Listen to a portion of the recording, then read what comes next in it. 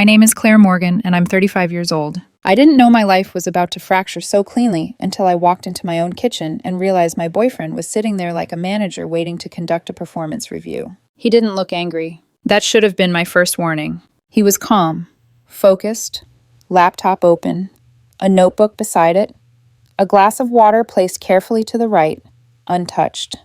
The kind of deliberate setup that told me this conversation had been rehearsed long before I walked through the door. "Hey," I said, slipping my bag off my shoulder. "We need to talk," he replied. "Not can we. Not when you have a minute. Just we need to talk." I set my bag down slowly, sat across from him. "Okay, what's going on?"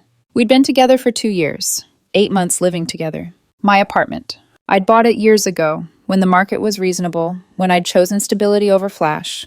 It wasn't glamorous, but it was mine, paid off, quiet, safe. When his lease ended, it made sense for him to move in, save money, spend more time together, test compatibility, normal progression. The first few months were normal. He wanted to rearrange furniture. I agreed.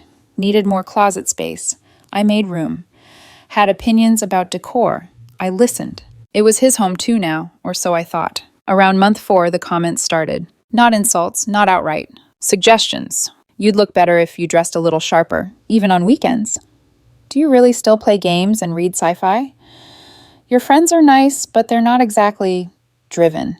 I laughed most of it off, told him I liked my life the way it was. He'd smile and say I was being defensive, that he was just trying to help me grow, that if I loved him, I'd want to be better. Tuesday night, at exactly 6 p.m., the help came with bullet points. "I've been thinking about our future," he said, "about where we're going, about whether this works." My stomach dipped, but I kept my face neutral. "And?" I asked. "I think it can work," he said, "but you need to make some changes." He slid a sheet of paper across the table. I made a list. It was typed, printed, formatted, professional, polished, like something you hand an underperforming employee. I picked it up. The first line read, "Your existence is embarrassing." I read it again, then a third time. I folded the paper carefully, looked at him. "Fair enough," I said. His eyes widened. "What?" "You're right," I continued calmly. "I'm clearly not meeting your standards." He leaned forward, relief flickering across his face until I stood. "So," I said, "you should probably start packing." And in that moment, I realized something crucial. He thought I was about to fight. I was about to end it. He stared at me like I'd just spoken a language he didn't understand. "That's not what I said," he insisted, standing up. "I said you need to fix some things if you want this relationship to continue." And I said no, I replied, "so we're done." He ran a hand through his hair, pacing the length of the kitchen like movement alone might change the outcome. "You're being dramatic. This is how relationships work, Claire. People compromise." "Compromise," I repeated, "not erase themselves." "That's not erasing yourself," he snapped. "It's improving. You're too comfortable, too passive. You don't push yourself. I'm trying to help you be better." "Better by whose definition?" I asked. "Yours?" He stopped pacing. "By any reasonable standard." "Funny," I said. "I was reasonable right up until you told me my existence is embarrassing." "That's not what I meant." "Then what did you mean?" I asked calmly. "Be specific." He opened his mouth, closed it, tried again. "I meant, I need you to care enough about me to try harder." "To try harder to become someone you wouldn't be embarrassed to be seen with," I said. "That's what you wrote. In ink." He shook his head, frustration creeping in. "You're twisting this." "I'm reading it," I said. "Those are different things." "So that's it?" he demanded. "You're just giving up?" I met his eyes. "You gave up first. You just expected me to beg instead." He scoffed. "I didn't think you'd actually choose to lose me over this." "You didn't think I'd have enough self-respect to not tolerate being insulted in my own home," I corrected. "That was your mistake." His face crumpled then, shock bleeding into something closer to panic. "Claire, come on, let's slow down. We don't have to decide this tonight." "You already did," I said. "You just framed it like an opportunity." I walked past him toward the bedroom. "What are you doing?" he called after me. "Helping you pack," I replied, opening the closet. That's when the tears started. Not immediately. First came disbelief, then anger, then tears, like a final card played too late. "This is insane," he said, voice breaking. "You're throwing away 2 years over one conversation." "This wasn't a conversation," I said, pulling a suitcase from the top shelf. "It was an evaluation, and I didn't pass." He followed me around the apartment, alternating between pleading and accusing. "I was just trying to communicate my needs." "You're overreacting." "I didn't actually want to break up." I didn't argue. I folded, I packed, I labeled. Clothes into one suitcase, shoes into another, his desk items into boxes, toiletries into a bag, everything methodical, everything calm. The calmer I stayed, the more unhinged he became. By 9 p.m., most of his things were stacked neatly by the door. He sat on the couch, mascara streaks down his cheeks from crying earlier, phone clutched in his hand like a lifeline. "Where am I supposed to go?" he asked quietly. "You can stay with a friend," I said, "or get a hotel." "This is my home too," he said weakly. "No," I replied. "It's my apartment. You moved in 8 months ago. Your name isn't on the lease or the deed. And you just told me you're embarrassed by my existence." I paused. "People who feel that way don't live here." "You're being cruel," he said. "I'm being clear," I corrected. "You set the rules. Fix these things or you're gone." I chose not to fix them. His phone rang. He answered, voice instantly breaking again as he explained the situation to a friend. One-sided, of course. I heard outrage and validation echo faintly through the speaker. He left around 10 p.m. with 2 suitcases and his laptop. "I'll come back for the rest tomorrow," he said. "Text first," I replied. After the door closed, the apartment felt different. Bigger, quieter, lighter. I opened my laptop and changed the Wi-Fi password, then my streaming accounts. Not out of spite, out of finality. Then I noticed something else. The spare key I'd given him wasn't on the hook. I made a note to call a locksmith in the morning. At 11, my phone buzzed. Him. "I can't connect to the Wi-Fi. What's the password?" I didn't respond. He called. I let it ring.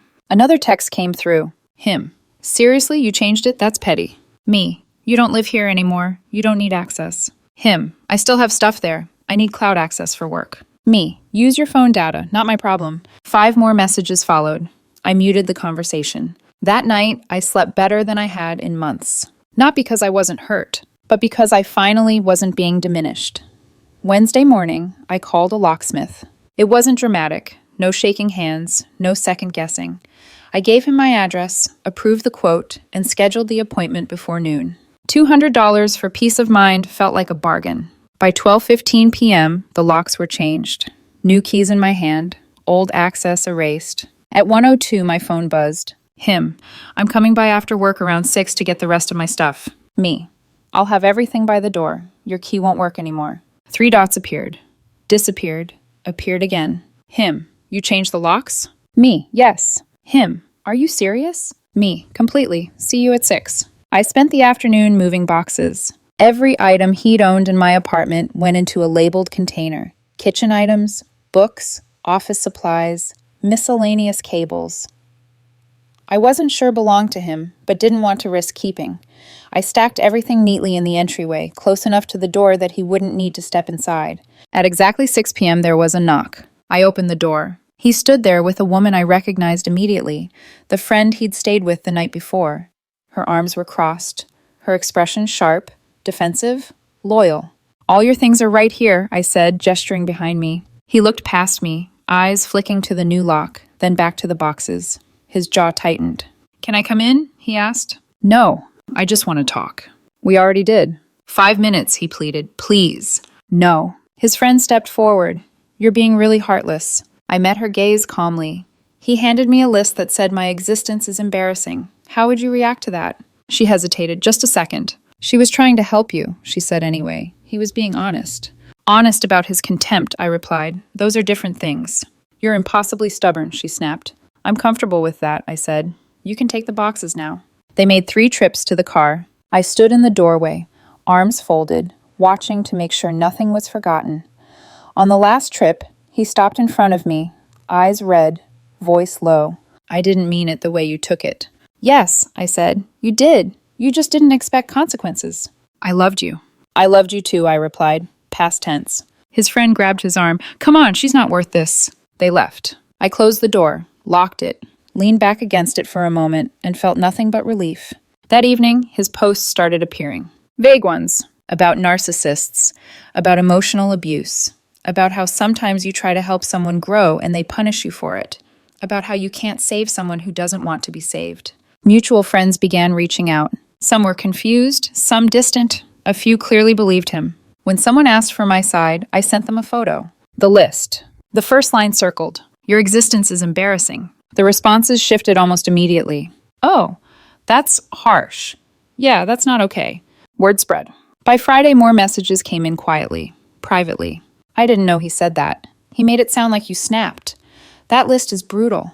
His post stopped by Saturday. Sunday afternoon, his mother texted me. Her. I heard what happened.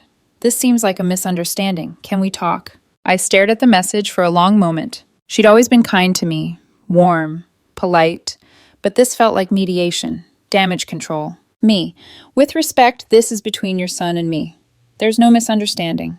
Her. He's devastated. He says he made a mistake. Me. He's devastated because there were consequences. That's not the same as being sorry. Her. He loves you. Me. He loved a version of me he thought he could reshape. That's not love. She didn't reply. That night I slept deeply. Not because everything was healed, but because nothing was unresolved. The first message came Sunday night. Him. Can we meet for coffee? Please, just to talk. I stared at the screen longer than I needed to. There was a familiar pull in seeing his name. Muscle memory, not emotion. 2 years doesn't evaporate overnight. But clarity, once it settles in, doesn't argue with nostalgia. Me. No. 3 dots appeared. Him. I miss you. I made a terrible mistake. I want to fix this. Me. Fix what? Your opinion of me or my opinion of you? The dots stopped. Him. Both. I exhaled slowly. Me. I'm not interested. Please move on. Him. Just one coffee. That's all I'm asking. I didn't respond. I blocked his number. For a while, that felt like the end. It wasn't. 2 weeks later, I ran into him at a coffee shop near my apartment. Pure coincidence. The kind you can't plan for and can't undo. I was already in line when I felt it. That subtle shift in the air, the awareness of being watched. I turned slightly and saw him standing near the window, cup half raised, frozen mid-motion. Hey, he said. I nodded, nothing more. I ordered my coffee. He followed me to the pickup counter like a shadow that didn't quite know where to stand. Can we talk? He asked quietly. Just a minute. I don't think that's a good idea. Please, he said. I've been in therapy. I glanced at him then, really looked. He looked thinner, tired, like someone who'd been rehearsing apologies in the mirror and still wasn't sure which one to use. That's good, I said honestly. I'm glad. He brightened, mistaking politeness for invitation. Can I sit with you? I took my coffee and walked to a small table in the corner. He sat across from me without being asked. I've been doing a lot of reflecting, he began quickly, like he was afraid I'd leave mid-sentence, about why I did what I did. My ex, she used to criticize me constantly. Nothing I did was ever enough. It messed me up more than I realized. I said nothing. When I got with you, he continued, you were so comfortable with yourself, content. It bothered me. I didn't understand it. I thought success meant always pushing, always improving. So I tried to turn you into that. He swallowed. That list was cruel. You didn't deserve it. I was projecting my insecurity onto you. I'm really sorry. He looked at me like he was waiting for absolution. I appreciate the apology, I said. And I'm genuinely glad you're getting help. Hope flickered across his face. But, I continued, it doesn't change my decision. His brow furrowed. Why not? If I understand now, if I know why I did it, doesn't that count for something? It counts, I said, just not enough. People make mistakes, Claire. That wasn't a mistake, I replied calmly. Mistakes are accidents. That was a deliberate attempt to hurt me into compliance. He leaned forward. I love you. Maybe, I said, but not in a way that's healthy for me. Tears welled in his eyes. What else can I do? Nothing, I said gently. There's nothing left to fix. I stood up, leaving my coffee half finished on the table. This isn't a story where we circle back and grow together, I said. This is where it ends.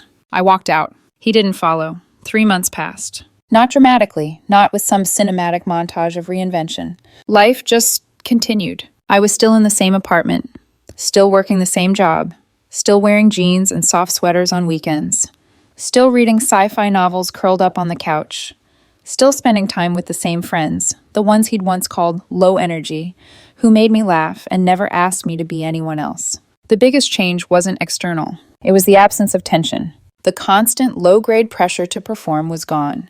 No more feeling like I was being evaluated. No more subtle corrections disguised as concern. No more wondering if I was enough. I hadn't realized how heavy that weight was until I wasn't carrying it anymore. About 6 weeks after the breakup, I started seeing someone new. His name was Daniel. We met through a mutual friend at a small game night. Nothing flashy, no curated vibes, just people sitting on the floor with takeout boxes and cards scattered across the coffee table. He was kind, quietly funny, the kind of man who listened without waiting for his turn to speak. On our third date, he asked about my ex. I told him the truth. Not the dramatized version, not the abridged one, the actual story. I even showed him the photo of the list I'd kept on my phone. He read it slowly. Then he looked up at me, eyes wide. "Your existence is embarrassing," he repeated softly. Jesus, who says that to someone they claim to love? Someone who doesn't actually love them, I said. They love the idea of fixing them. He shook his head. You didn't deserve that. I know, I said. That was it. No debate, no devil's advocate, no attempt to contextualize cruelty. Just validation. A few weeks later, we were at his place. He noticed the stack of sci-fi books by my bed and smiled. You've got great taste, he said. Any recommendations? I almost laughed. That was the difference. Not grand gestures, not intensity, just acceptance. A month after that, I got a message request on social media from my ex. I almost deleted it without opening. Almost. Curiosity won. Him. I heard you're seeing someone. I hope he appreciates you more than I did. I really am sorry for how I treated you. You were right. I wasn't in love with you. I was in love with the idea of molding someone into what I thought I wanted.